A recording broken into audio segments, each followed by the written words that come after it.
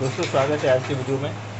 ये सारथी की power supply है। बहुत लोगों को कन्फ्यूजन है कुछ उसके बारे में मैं बता रहा हूँ, कैसे स्टार्ट करें, इसको रिपेयरिंग कैसे करें। दोस्तों ये सप्लाई अगर आपके पास आए तो सबसे पहले तो मैं बताता हूँ, सब वीडियो में आपको बताता हूँ कि इसको पहले फिजिकल ऑब्जर्वेशन करें, देखें इसमें कुछ जला हुआ, कुछ टूटा फूटा दिखे या दिख रहा है या नहीं दिख रहा है। जैसे कि इस सप्लाई में दिख रहा है आपको ये रेजिस्टेंस जला हुआ है, तो ये कौन से सेक्शन का है और ये क्यों जला है ये देखने के लिए देखिए पहले इसको देख लेंगे, इस मॉसफेट को चेक करेंगे। ये मॉसफेट शॉर्ट होने के बाद ये रेजिस्टेंस जलता है और इस मॉसफेट को हम निकाल देंगे, इस रेजिस्टेंस को भी निकाल देंगे। उसके बाद में आप इस रेजिस्टेंस को डाल लेंगे, मॉसफेट आपको नहीं डालना है।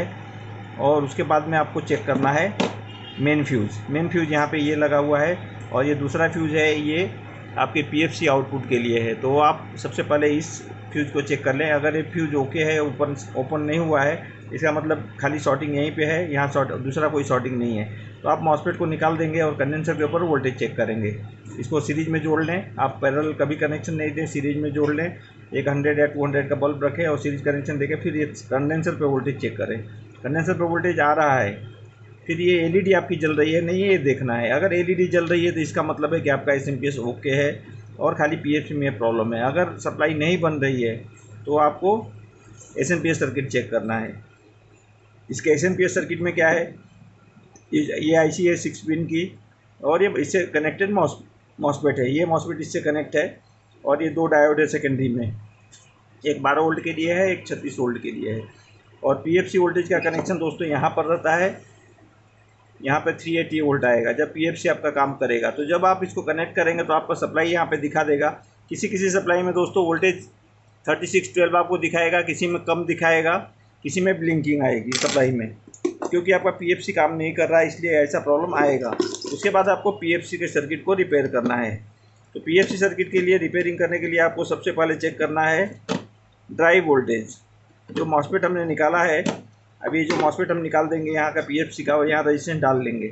उसके बाद इसके ड्राइव पिन पे, सेंस पिन पे वोल्टेज जो आना चाहिए 10 से 15 वोल्ट के बीच में सेंस इसका ड्राइव वोल्टेज आता है।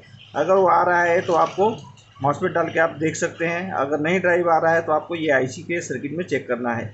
ये आईसी रिप्लेस करनी रहती है, ये 6562 आईसी इसमें लगी है।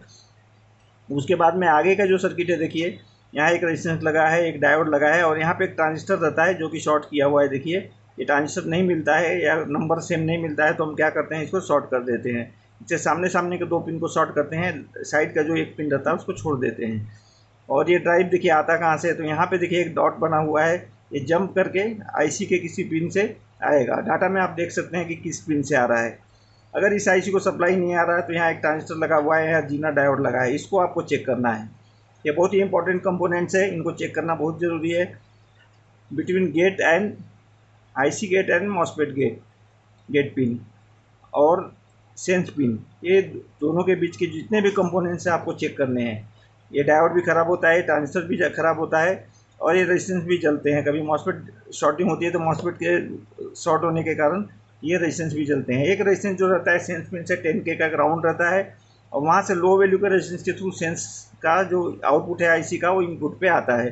22 ओम्स 24 ओम्स ऐसी ही वैल्यू रहता है। तो आपको आईसी के सेंस आउट से इतना ही रेजिस्टेंस आपको दिखाना चाहिए, 50 ओम्स के अंदर का रेजिस्टेंस आना चाहिए। और गेट पिन से जब आप देखेंगे, इसका गेट पिन वही होता है जहाँ से रेजिस्टेंस ग्राउंड होता है। यहाँ से आईसी के ऊपर 1K के अंदर के रेजिस्टेंस रहते हैं, 1K 470 ओम्स 220 ओम्स यही वैल्यू के रेजिस्टेंस रहते हैं। इनको आपको चेक करना जरूरी रहता है। अलग अलग आईसी में अलग अलग पिन से ये कनेक्शन आता है, इसका आपका ध्यान इसका ध्यान देंगे आप।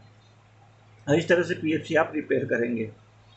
कभी कभी क्या होता है, जब भी पीएफसी मॉसफेट शॉर्ट होता है तो हमारा डायोड भी शॉर्ट हो जाता है और एक यहाँ टू लेग का डायोड है, ये भी बहुत बार शॉर्ट मिलता है, तो इनको भी ज़रूर चेक करें आप।